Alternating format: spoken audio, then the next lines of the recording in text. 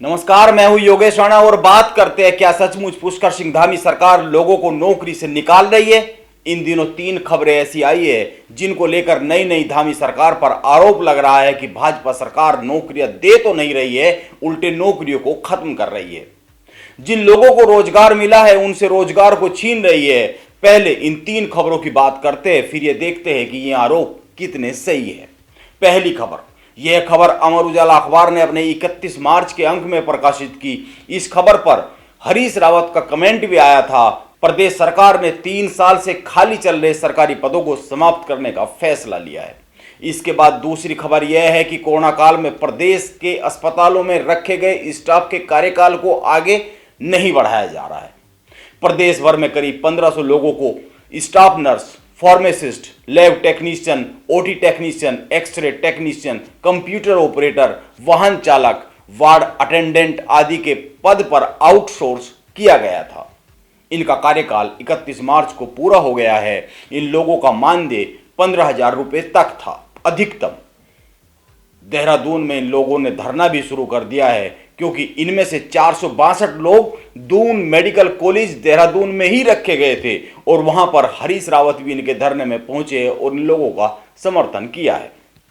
आइए अब तीसरी खबर पर आते हैं। करीब 5,000 वन प्रहरियों को भी छुट्टी कर दी गई है, हटा दिया गया है। वन विभाग मुश्किलों में है, बजट न होने के कारण इनको हटाया गया है। वन विभाग ने करीब 7 माह पहले सभी डिवीजनों में वन प्रहरियों को रखा था। इनके जिम्मे जो काम था उनमें वन और वन्य जीवों का संरक्षण, गश्त लगाना, जंगलों की आग बुझाने आदि में विभाग की मदद करना। और गौर करने की बात यह है कि अभी भी उत्तराखंड में जंगलों में आग लगी हुई है कई हिस्सों में। इनको हर माह 8,000 रुपये मानदेय दिया जा रहा था। बात को आगे बढ़ाने से पहले एक खबर पर और नजर मार लीजिए। आज के अखबार में एक खबर छपी है, परिवहन निगम ने उत्तराखंड में 4 डिपो को मर्ज किया है। रानीखेत डिपो को भवाली डिपो में, काशीपुर डिपो को रामनगर डिपो में, श्रीनगर डिपो को ऋषिकेश डिपो में और रुड़की को हरिद्वार डिपो में मर्ज किया गया है। अखबारों में खबर छपी है और वह बताती है कि परिवहन निगम घाटे से जूझ रहा है, इसीलिए यह कदम उठाया गया है, मजबूरी में उठाया गया है। डिपो मर्ज का मतलब होता है स्टाफ भी मर्ज हो गया। हो सकता है कुछ दिन बाद यह खबर आए कि जिन डिपो को आपस में मर्ज किया गया है वहां पर स्टाफ अधिक हो गया है जिनकी अब बहुत ज्यादा जरूरत नहीं है। आप लोग धैर्य रखते हुए एक और खबर जान ले, और एक खबर हिंदुस्तान अखबार में छपी है। इसके बाद हम बात को आगे बढ़ा देंगे। खबर यह है कि यूपीसीएल का मन अभी हाल ही में की गई बिजली बढ़ोतरी से भरा नहीं है, इसलिए अभी जो 2.68% की बिजली दरों में बढ़ोतरी हुई है वो कम है। यूपीसीएल के एमडी अनिल कुमार का कहना है कि यह बढ़ोतरी बहुत कम है। अगर बिजली के दाम और अधिक नहीं बढ़ाए गए तो जनता को बिजली उपलब्ध कराने में दिक्कत पेश आ सकती है। यानी खबरें बता रही है कि रोजगार कम हो रहे हैं और महंगाई बड़ी तेजी से बढ़ रही है, जो कि अभी और भी अधिक बढ़ने वाली है।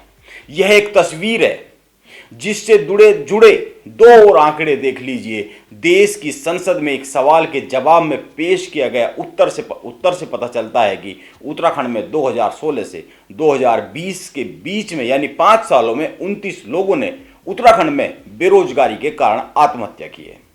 यह खबर अमर उजाला में छपी है और यह सरकारी आंकड़ा है। एक और खबर यह हिंदुस्तान अखबार ने छापी है। उत्तराखंड में बेरोजगारी दर बढ़ी है। यह 3.5 से बढ़कर 4.6% हो गई है। यह आंकड़ा centre for monitoring Indian economics की रिपोर्ट से लिया गया है। खबरें और भी बहुत सारी है, लेकिन ध्यान में रखना चाहिए कि सरकारी नौकरियां कम हो रही है और फ्री में सामान की उपलब्धता सरकारें बढ़ा रही है। इसको इस तरह से समझिए, मैं कुछ देर पहले बेरोजगारी पर सर्च कर रहा था इंटरनेट पर, तो एक कमाल का आंकड़ा मिला है और यह आंकड़ा है फ्री चुनावी वादों को लेकर। आज राशन, बिजली, टैबलेट, स्कूटी, तीर्थ यात्रा सहित बहुत कुछ फ्री में देने की बातें राजनीतिक पार्टियां और सरकारें कर रही है और दे भी रही है और इनके दम पर चुनाव जीते भी जा रहे हैं।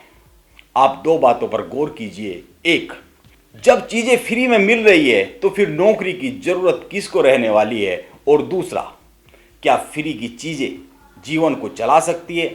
समाज को इनसे चलाया जा सकता है?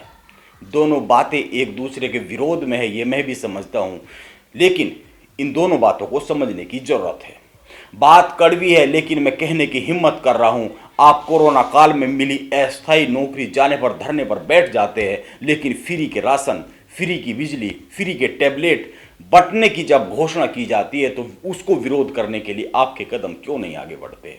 यह फ्री फ्री फ्री का चुनावी जाप नौकरियां ही नहीं, समाज के और भी बहुत सारे हक को खा जाएगा, उन हक को जिनका हक जनता को है। यह चिंता की बात है और मैं आंकड़ों की गवाही के साथ यह बात बोल रहा हूं, जिसको मैं आने वाली स्टोरी में पेश करने वाला हूं। नमस्कार, आप बने रहे मेरे साथ।